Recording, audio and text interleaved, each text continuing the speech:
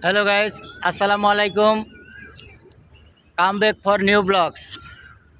Now I am staying in flooded agriculture field.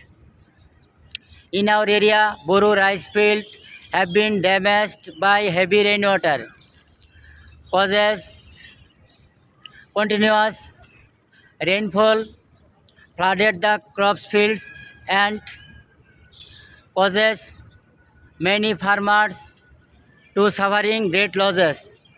The rice plants fell down and many paddy became rotten of standing water. Farmers worked very hard throughout the season, but unexpected rain destroyed much of their harvest. This, this situation is created financial problems for many farming families. Agriculture is our main source of income in our area. So this damage is a serious concern. We hope the weather